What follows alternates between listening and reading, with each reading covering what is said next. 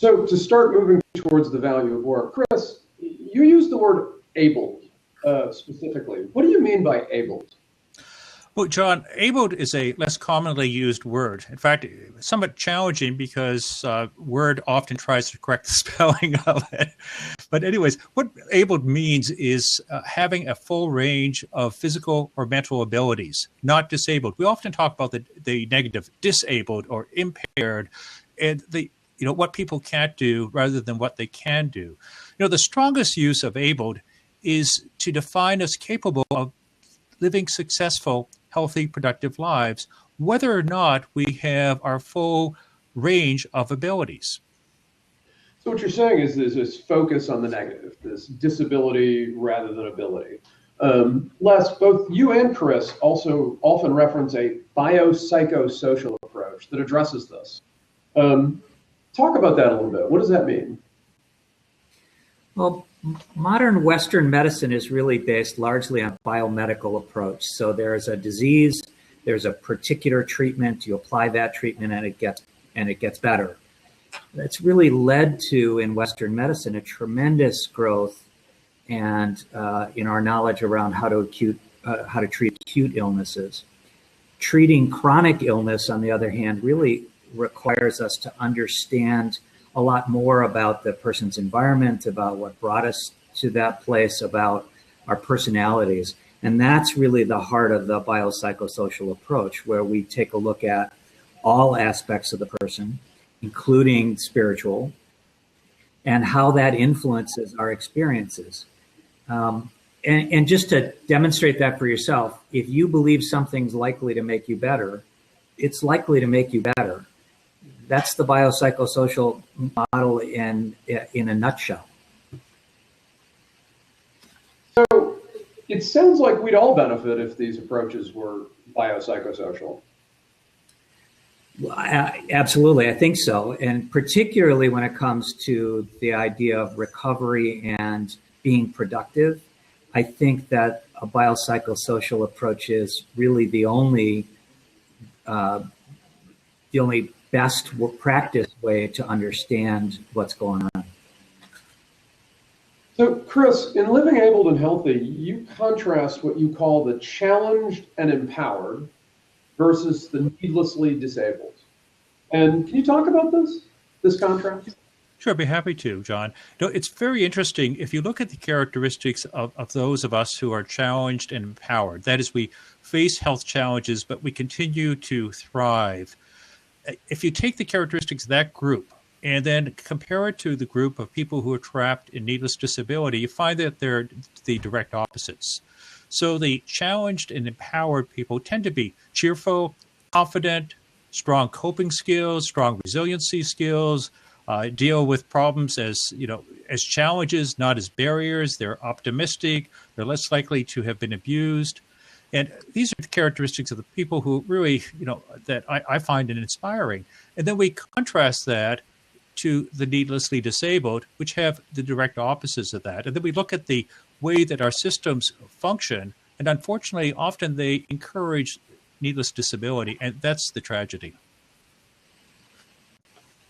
So both you and Les have been critical of our current healthcare and legal and insurance systems. Les, can you speak to that? Yeah, I think so. Both Chris and I advocate for changes that permit all of us to experience meaningful, productive lives. In Chris's term, to live abled. Unfortunately, I think the systems that we operate in often don't support that. My experience is we don't really have a health care system. We have a fragmented sickness care system that's really designed around doing procedures and techniques. And the incentives really are built around doing a procedure that someone gets paid for. Again, in a biomedical approach, that makes a certain amount of sense, but it's not very productive when you're trying to work together to improve someone's health and well-being. Quality providers are going to provide care that's appropriate and that's necessary and not be driven by those incentives. but it's a difficult system to work in if you're really trying to promote wellness. It's not just healthcare either. The workers' comp system, automobile, personal injury, disability claims system, the legal assistance system all cooperate together so that attorneys and individuals will get paid more for being sicker.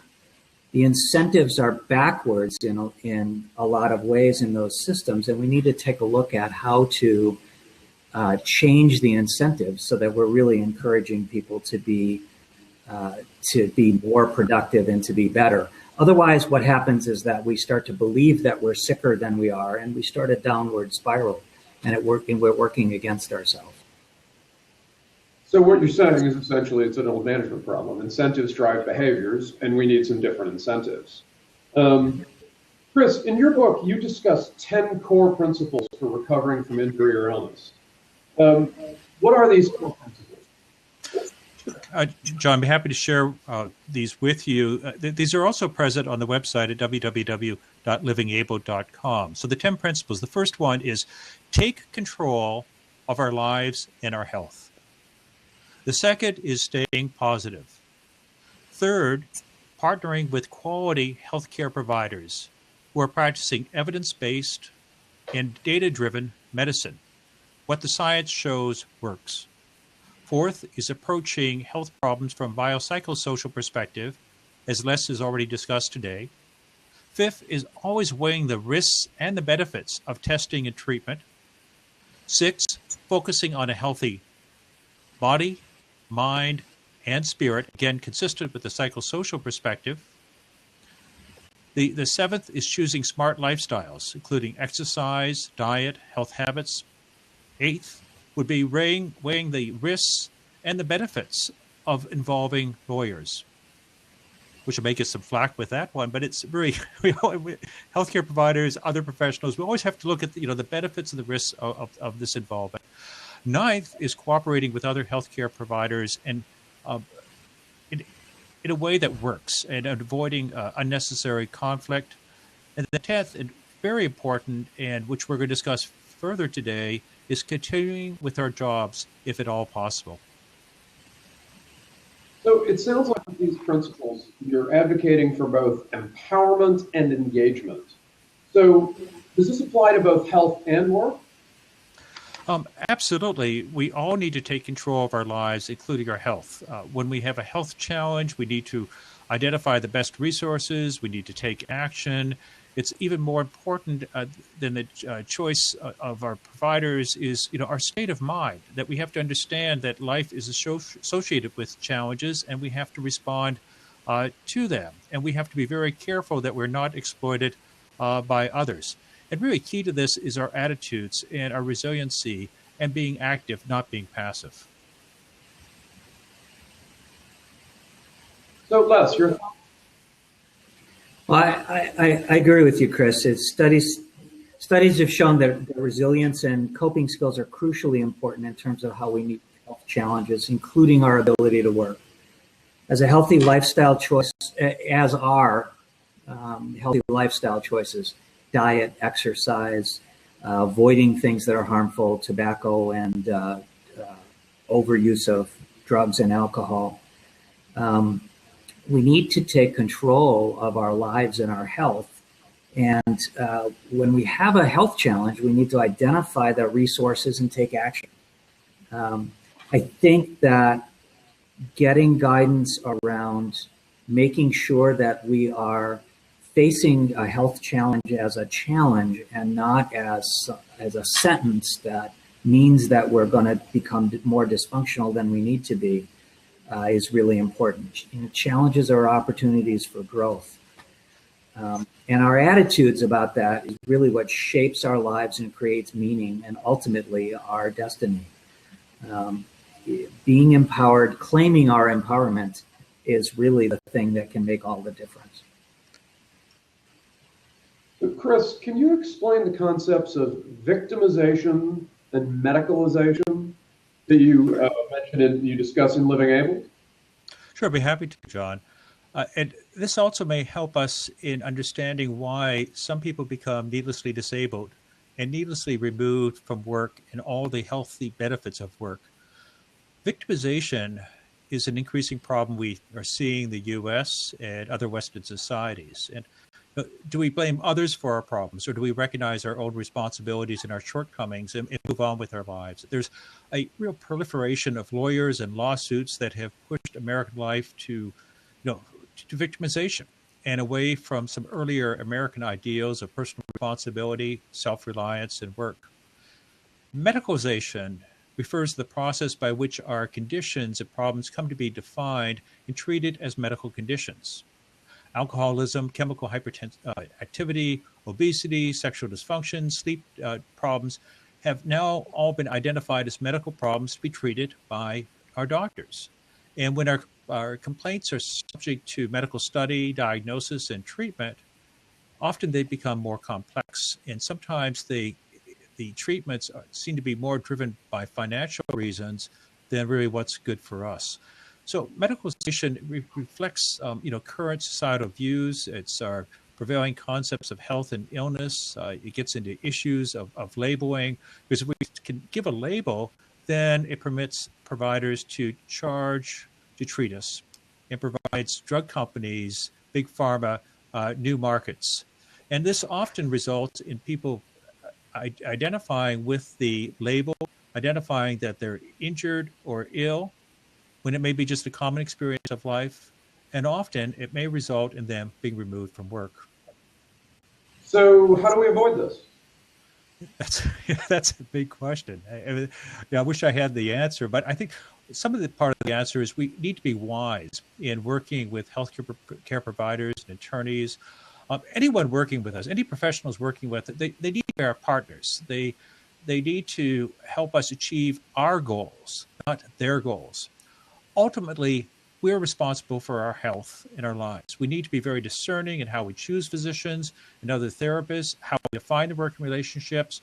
We should take steps to maximize value from each visit by careful preparation, and we should make sure that decisions are made jointly, assuring that evidence-based medicine science supports these decisions in terms of our clinical care.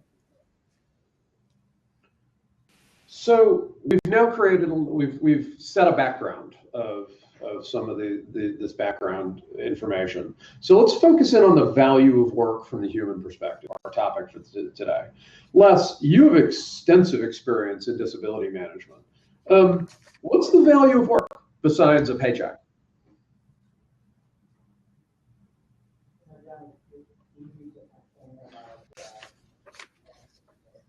We've lost Les.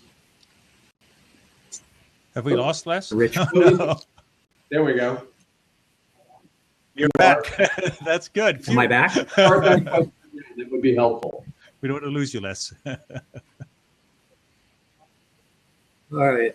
Well, we lost a couple of you for a little bit. So I'll start that response over again. It's easy to complain about going to work, and kind of for a lot of us, it's sort of a ritual, and it certainly is more than that. If we don't like our jobs, then sometimes we have to feel like we have to drag ourselves in the morning. The thing is, most of us realize, even in those circumstances, if we really admit it to ourselves, being at work really is good for us. It's good for our health and well-being. Even if we're not making as much as we want to be, we're certainly better off financially than working than not. And it doesn't take very long to realize that if you're unable to work, or if you're unable to find work, or you find yourself out of work, work defines us. We get a lot of our meaning from what we do for work, and there's a really important social aspect to work. A lot of our friendships revolve around work. And finally, it's a way that we contribute to society and provide benefit to others. When I first started talking about disability back in 2000, 2001, the best I could say was that there was very little research that demonstrated that being out of work was good for us. we now have absolutely definitive evidence that the health outcomes from being out of work are terrible. People die sooner, people get sicker, they have more comorbidities, they develop more new comorbidities. The people who are out of work are also much more likely to be depressed and anxious. And interestingly, the negative health consequences resolve fairly quickly when people go back to work. And also interestingly, that's true even if we don't like the work that we do. The key element isn't whether or not we like it in terms of health outcomes. It seems to revolve around whether we find our work meaningful. One last thing that I think is important around the issue of chronic pain, which is a big one, is that work provides a distraction. It's actually easier to manage pain when you're active. When you're doing something, you're much less likely to be paying attention to your pain. So it actually helps. Chris, you've also written on the problems of not working. Can you share some insights as well? I'd be happy to. Our health risks from not working are largely the opposite of what we recognize as the benefits from working. So not working places us at greater risk of poorer physical, mental health, long-standing illness, psychological distress, increased use of healthcare resources, and death. Those of us dealing with long-term unemployment, or those of us who have never worked, are 2 to 3 times more likely to have poor health than those who are working. Work may be risky. Many jobs have significant elements of actual physical damage and physical harm. Reliable studies have shown, however, that the health risks for not working is actually greater than it's from working even some of the most risky jobs, such as working construction in the North Sea. Losing or never having generated income can be extremely damaging to our self-respect. Our overall suicide rate increases by 6 times if we do not work for a long period of time. Studies document that when we have no job, we suffer from increased risk of heart disease, lung cancer, and respiratory infections. We also have more bodily complaints, see healthcare providers more often, take more drugs, and end up in the hospital more often than when we are working. Some of this is caused by our increased poverty when we have no jobs. Not working affects our opportunities for future employment. Those of us who leave disability compensation and return to our jobs usually see improvements in income, socioeconomic status, and health and general well-being. How much positive effect we get from reemployment depends on the security of our jobs and our desires, our motivations, and job satisfaction. Not working may leave us with psychological and social wounds that we may pass along, unfortunately, to our children and our children's children. Long-term feelings of a lack of worth are one of the greatest known public health risks. Families where neither parent had recently worked faced a higher likelihood of long-lasting and recurring illness, increased bodily complaints, and diminished well-being. In families where neither parent has a job, children are more likely to lack jobs in the future. When parents face increased economic pressures, children may experience more psychological distress and display delinquent behaviors. Not working is not healthy. So working is good, and not working is not so good. So Les, can you provide some insight on staying at and returning to our job? When jobs are in short supply for everyone, it becomes even more difficult for us to return to work following an injury or an illness, particularly if we face some sort of physical limitation. When there are more workers than there are jobs, the employers typically are more likely to accommodate, and it works in reverse if it's harder to get a job. Clearly, if we become injured or ill, we want to do everything we can to keep at preserve our jobs. The longer we're out of work, for injury or illness, the less likely it is we are to go back. If we're off work for 20 days, our chance of ever returning to work is about 70%. 45 days, it drops drops to about 50%. And if we're off work for about 70 days, it drops to about 35%. It just keeps going down.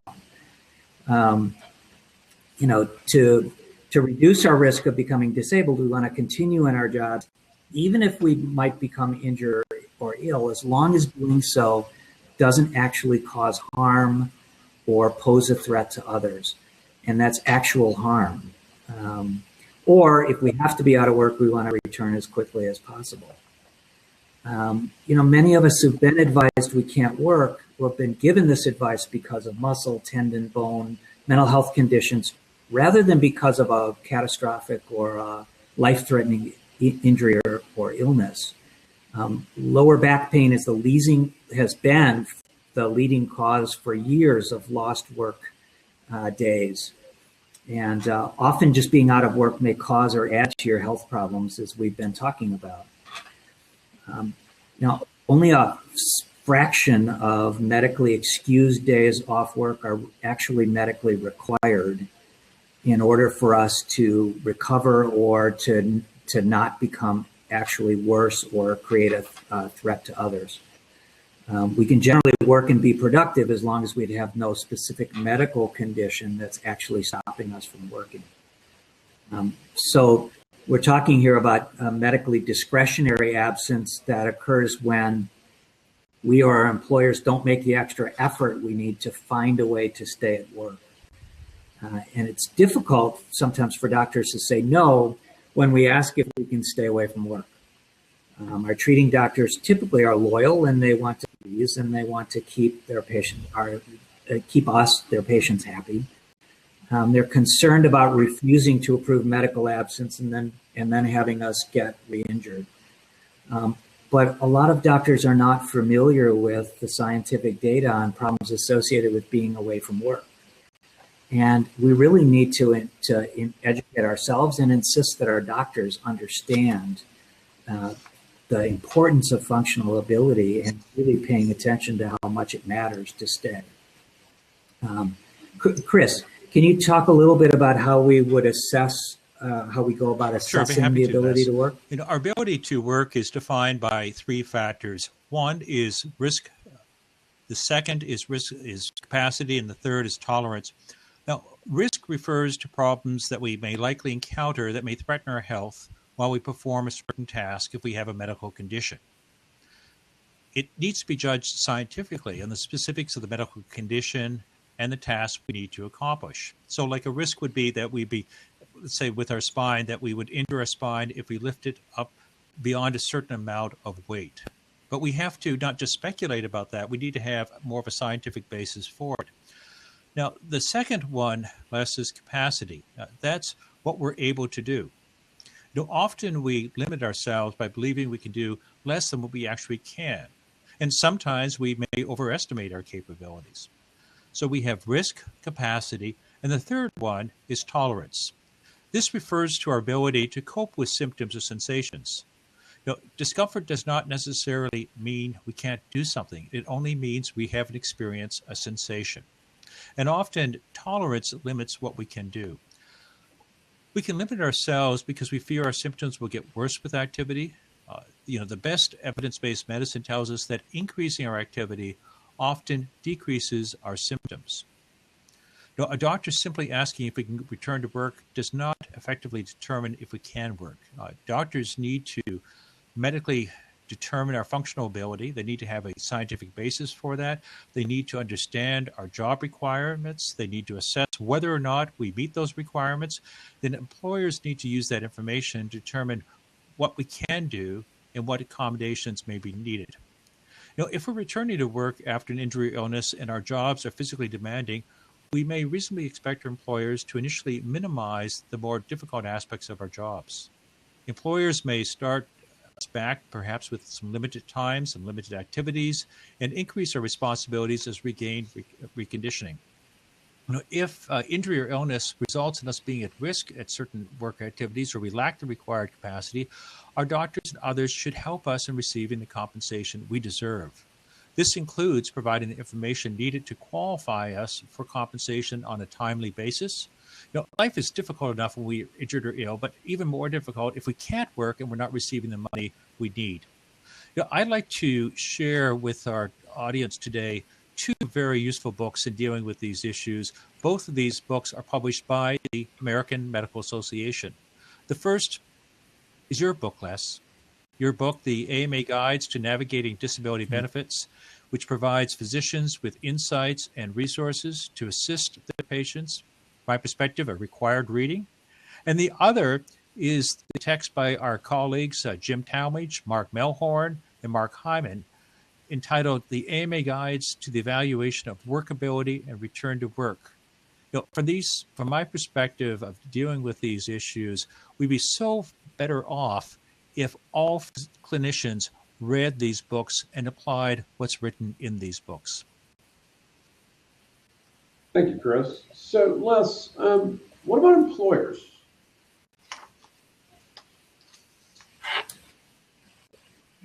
Employers have to value their workers as human beings. There's this term that's out there, that human capital, that frankly gets under my skin. It's as if we are treating people as commodities that's simply about productivity, and that's all that it's about. I think smart employers recognize that people are the heart of their organizations, and they do things to take care of them. They create an environment in which it's possible for people to stay at work, and they will use accommodations to help people stay at work or return to work sooner. They act in a way that's consistent with all these principles that we're talking about. And we also know that doing those things increases employee loyalty, which makes it more likely that people will want to take responsibility and stay. We've been talking all the way through about the benefits that have been rigorously tested of staying at work and returning to work promptly. And we've been gathering, since the 1990s, we've been gathering information about conditions and how long people tend to be out for given medical conditions, and how long it's really necessary for people to be out in order to deal simply with the medical facts, and work towards minimizing durations based on those guidelines, allowing people the time they need to heal, but also making it possible for people to return more quickly. And those publications are out there in disability duration guidelines that we can use, and that we can help physicians learn to use for guidance in these areas. So overall, I guess the big question, what should we do here? And I want to start with Les. Well, I think one really important thing is that we have to recognize that our health is our responsibility. It's not something out there. It's something we have to be responsible for. We help ourselves and others about maintaining a positive attitude about recovery.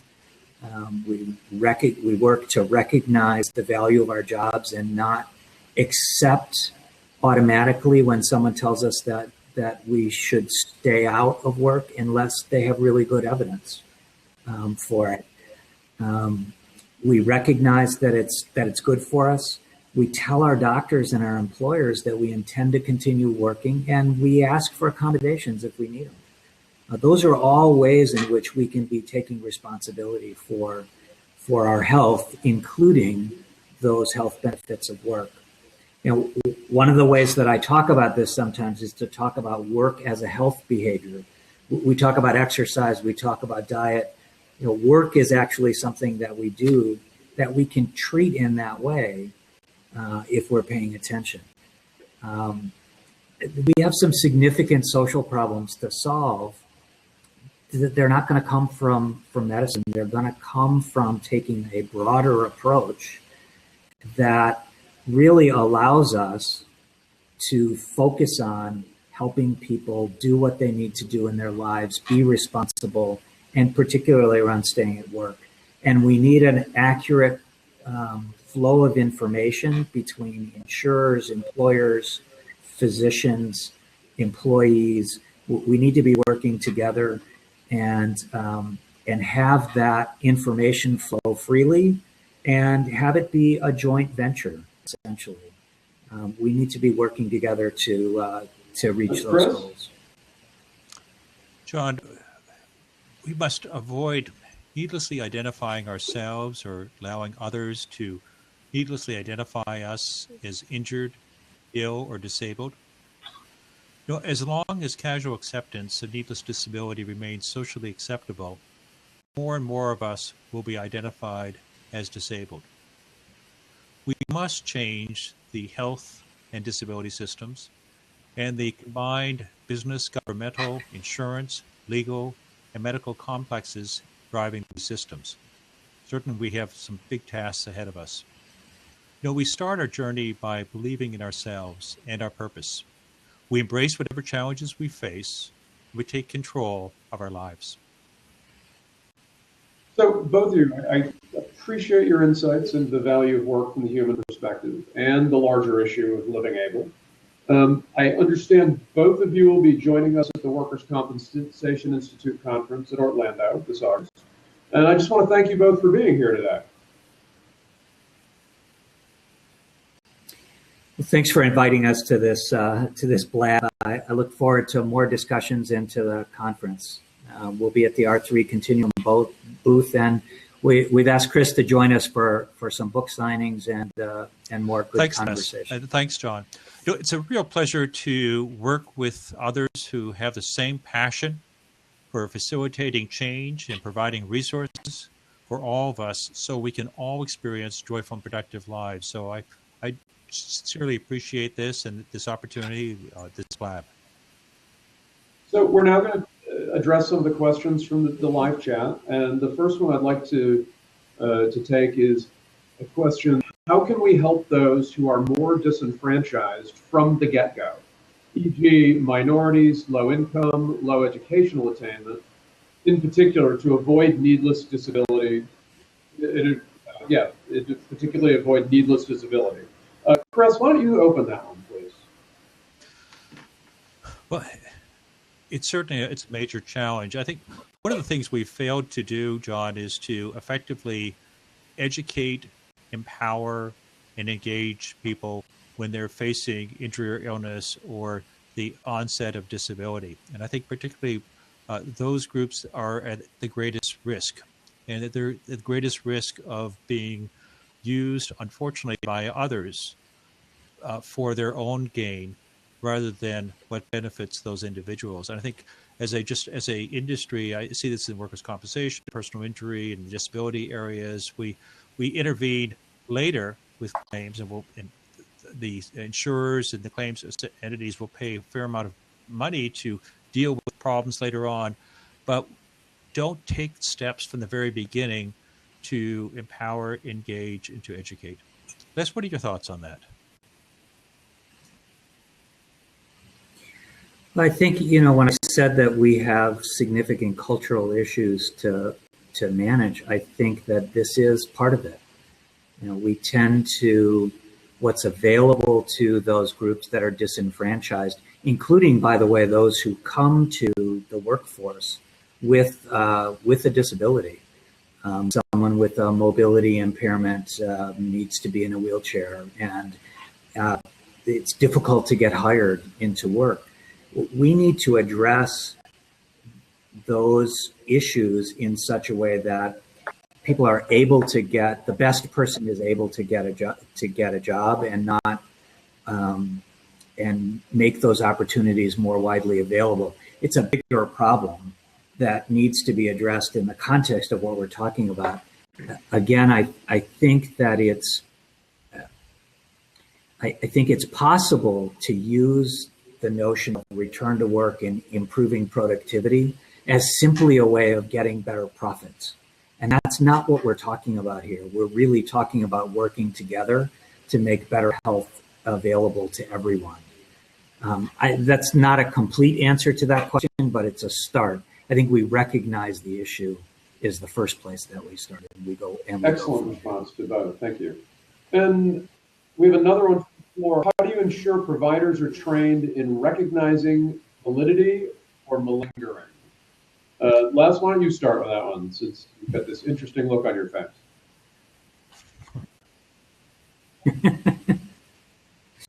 Well, it's an interesting question. It's, in a clinical setting, when a patient comes to see me from a clinical perspective, my job is to understand their experience and essentially take their experience at face value and help them work with it to improve the quality of their life.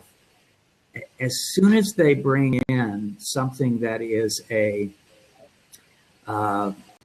medical or a legal construct into that treating environment, including filing for disability, that's essentially a contractual issue.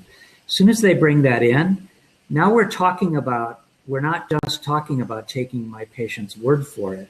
Now I've got to evaluate what are their motivations. How do I help them see the value of them working, and not just simply giving people what they want, but helping people get what they need. And that implies, I think that's what's behind this question of validity and malingering. I mean, when you work in claims long enough, it's easy to get cynical and believe that everybody is making stuff up. In point of fact, my personal belief is that nobody gets up in the morning trying to be wrong. You've actually heard me say that. No, I think it's rare that people are trying to deliberately milk the system. But when they do, we have to be aware of it, and we have to be aware of both the conscious and unconscious motivations that people have. Something that I train providers on any chance that I get is paying attention. No, experience is that the concept of symptom magnification is much more common than malingering. So malingering is where there's a purposeful misrepresentation. It's basically, it's fraud. And symptom magnification is where we focus on the negative and we portray that. And that may be partly the design of our systems that, for example, in workers' compensation or personal injury, you focus on, and you have to demonstrate that there's something wrong to receive care. So the focus is on the negative rather than what we know otherwise from health, that to improve our health, we have to focus on the positive. So we'll start to focus on that and focus on the distress, and that will be symptom magnification. And I think physicians often, in reviewing reports and work that I see, they don't approach these cases from a biopsychosocial perspective. They're very narrow biomedical. So they'll look at the classical physical examination, the negative, positive examination findings. They don't look at the evidence of behavioral dysfunction, the symptom magnification behaviors, the non-physiologic signs. They just miss that. They keep on looking at it from a tissue perspective. And what we know is that the two biggest drivers in chronic pain are the context of a problem, particularly if it's in the context of litigation. And the other, it's personality disorders, which are very common, but particularly more common among people dealing with chronic pain. I think we just miss that. So how do we deal with the issue of the symptom magnification and malingering among clinicians? For them to appreciate the health from a biopsychosocial perspective and how to assess their patients from that perspective, including identifying non-physiologic findings. Excellent. And let's see, I'm not seeing additional questions from the chat, but let's give it a minute here to see what comes up. And then if we don't see anything in about a minute, then we'll close out.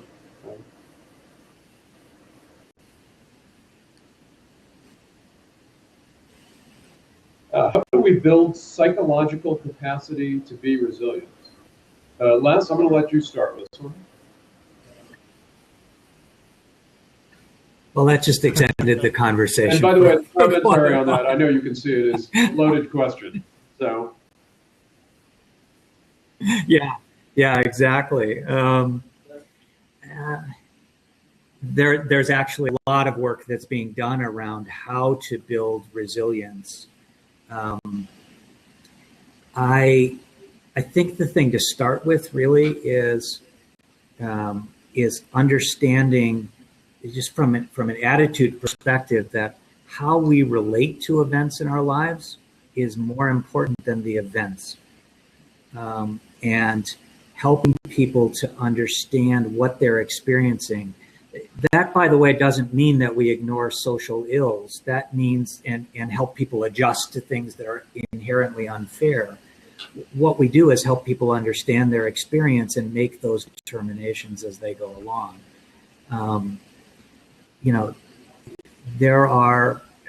We also know environmental factors that help people function in a more resilient way. Finding out what people need, providing adequate resources,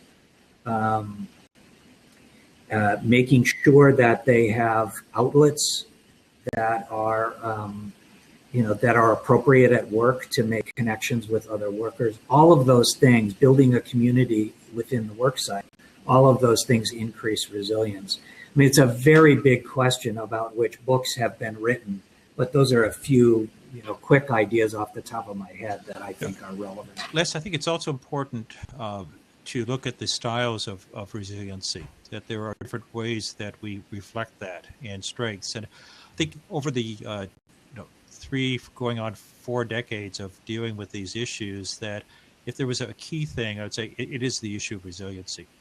And how do we foster that? How do we foster that in our families? How do we foster that in our school systems? We've got such an important skill that we never spend time on really developing. It just doesn't make sense. I came upon a resource recently that you may find of interest, is Rob Auerbach, who's a dear friend of mine in Melbourne, Australia, and actually will be in the U.S. to the SEEK conference in July, and I'm looking forward to visiting with him up here in Maine, where I am now. Has done a lot of work in resiliency. As you know, his background, it was an attorney, and now I see him as sort of probably the clearest thinker on workers' compensation systems in the world, and he's just very brilliant in that aspect, and he's been very intrigued with the issue of resiliency.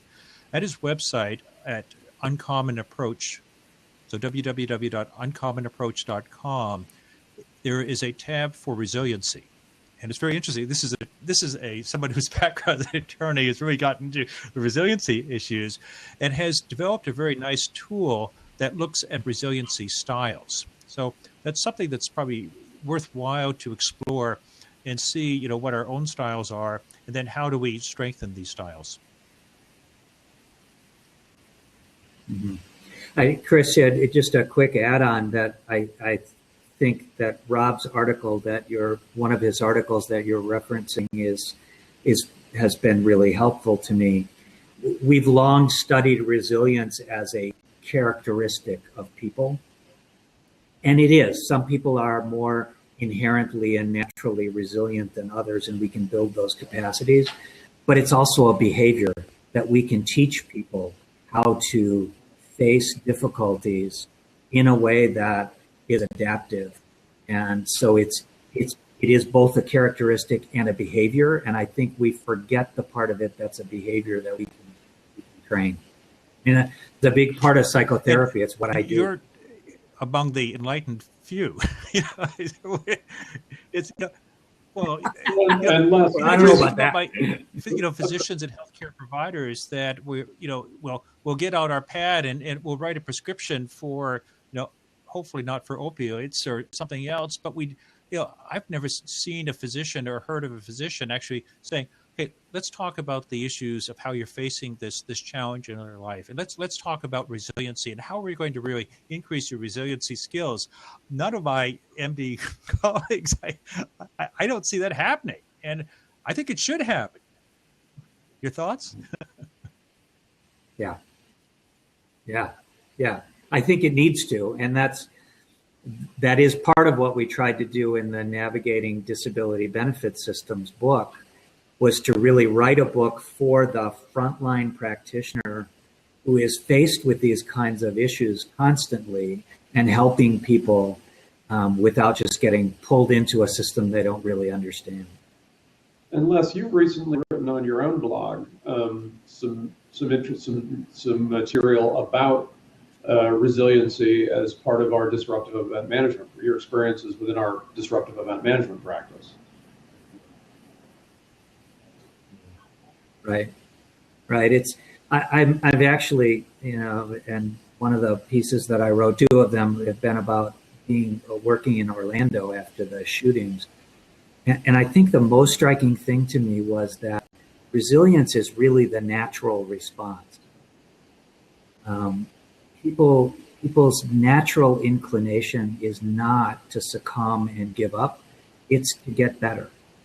And I think that that's an important part of what we need to be doing is we need to be encouraging people to do what comes naturally to them, and certainly not giving them incentives to do things that are going to make them worse in the long run, which is what I think we face sometimes in this issue around work and being. And that ties for us right into really a lot of the topic in your book about victimization and taking charge of and engaging with your health providers.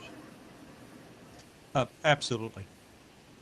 I think that's the key thing is avoiding the trappings and really empowering ourselves to move forward. And what my hope was to share some insights and some knowledge and some tools so people will have better outcomes. Excellent. So we still have about 6 minutes left, so we can continue to take questions as they come up. So I'm going to start another 1 minute clock and see what happens. So.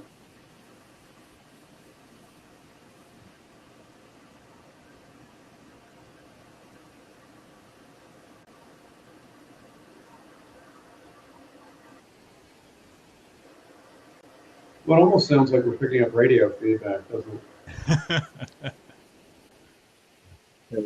Yeah, I don't know where it's coming from. Well, it was either that or I was going to need to set an appointment with you less for the voices in my head.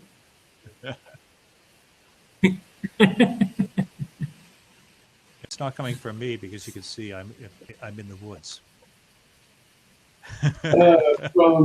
We have what can we do to educate more patients and their doctors? Either one on that one. So. Thanks, Jennifer. Well, it's interesting too for the others. Jennifer Christian is probably I would see is the key driver in these changes internationally. So I'm very glad that she's there.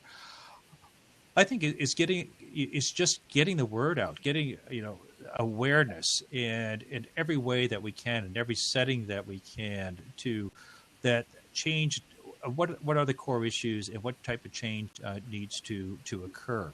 And I think that it's a process of communications. I mean, that's where I know, Les, that's where your passion is, and my passion, writing and speaking about that, so that people really understand what the core issues are, and then change the systems so that they have better results. Yeah, I think this just occurred to me in response to that question. I mean, I think we those of us who are passionate about this keep doing what we're doing, and we look for opportunities. But one thing that occurred to me is, making better use of media. I don't know what the ultimate evaluation of this format will be from people, but getting out there in multimedia ways, making video technology available, just having the conversation more, I think is really, really important. And I think the biggest thing is that those of us who are passionate about this don't give up. As another colleague of ours, Jim Talmadge, said, I will put it differently than he said it, but he said, educating patients and doctors, or using education to change the behavior of patients and doctors, is like trying to raise sea level by pouring in glasses of water. It takes a very long time, and sometimes it's discouraging, but I think it's important not to give up. Jennifer, I've certainly not seen you give up over all the years, and but I think looking for more avenues to get the word out is important. I would agree with that. And Les, also, I think others would find of utility is at the resource site of livingable.com. We have some insights and content, some blogging, and then a number of forms and checklists and other things that will empower individuals. And those are all available those are freely available there. And then what we're doing is taking some of the content from the book and to have this in a video concept so people can get that out there. But it's just amazing that this industry has not taken the steps to empower, engage, and educate all of us at the onset so we have better outcomes. We just have to change the mindset, and it's a change. It occurs slowly. I realize it occurs at glacial speeds, very, very slowly. But that doesn't mean that we stop. We keep on doing that. Very good. And I think we have time for one more question. And what would you see as really important research questions for the future in this area to move forward?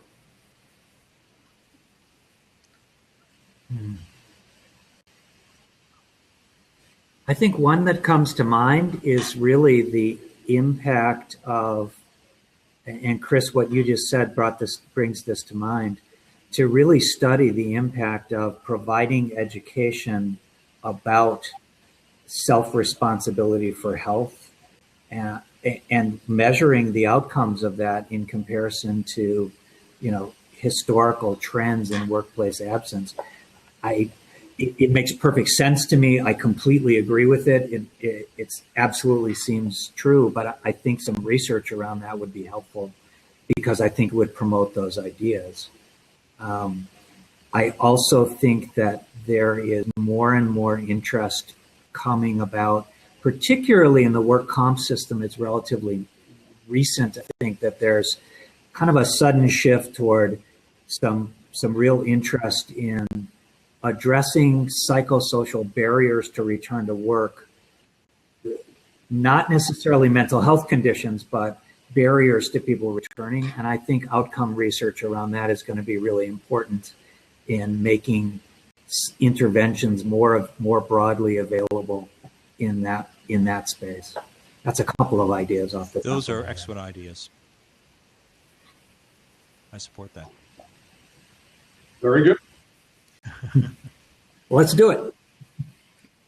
Guys, thank you. Thank you very much again. I both appreciate your time today, and then we all look forward to seeing you at the Workers' Comp Institute event in August in Orlando and on another one of these sessions very soon. Thank you. I look forward to that, and I really appreciate our Thanks. attendees today. In addition to the two of you. Thank you. Yeah, thank you all very much. Very good. Okay. Have a good day. Thanks, you too. Bye.